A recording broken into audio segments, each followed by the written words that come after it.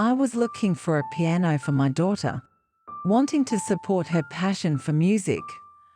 I decided to find an affordable second-hand piano on Craigslist. Prices were soaring on other sites, but Craigslist often had ideal deals. A few days into my search, I found the perfect piano. It was an old Steinway in good condition, priced at only $800. Thinking it was an incredible deal, I immediately contacted the seller. The seller introduced herself as Martha and assured me there were no issues with the piano. She lived about 20 miles away on an old farm. Deciding to proceed, I took $800 in cash and headed to Martha's house at the agreed time. Upon arrival, the house was a dilapidated wooden structure surrounded by tall grass. An old barn was on the vast property, and the house itself seemed isolated. The barn door was open, revealing scattered old furniture and miscellaneous items, but no piano in sight. I went around to the front and knocked on the door. There was no answer, and I began to feel uneasy. But having come all this way for the deal, I mustered my courage and knocked again. This time sounds came from inside, and the door slowly opened. A woman who called herself Martha appeared and greeted me warmly, though something seemed off in her eyes. She said the piano was in a room at the back of the house and led me there.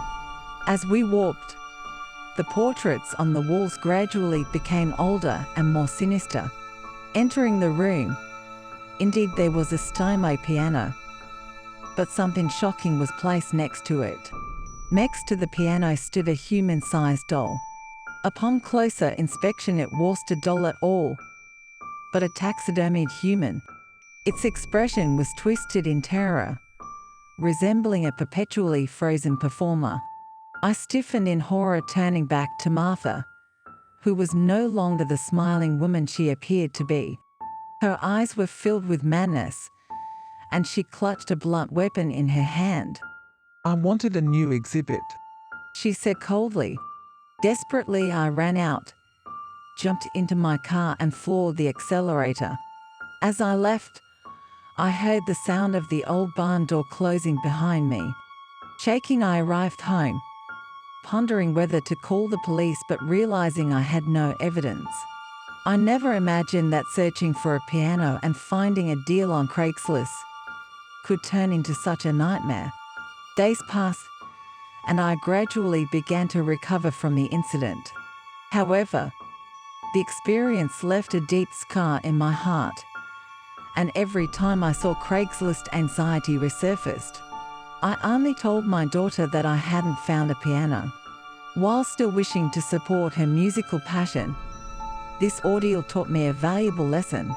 One must always be cautious with transactions from strangers, especially when the price seems too good to be true.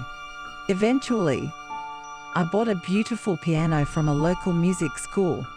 Though significantly more expensive, the peace of mind and reliability it offered were worth it. Watching my daughter play the new piano, I was convinced I had made the right choice. Yet, the terror of that day occasionally haunts my dreams, reminding me how crucial our everyday decisions are. And I made a promise to myself: never again would I buy anything on Craigslist.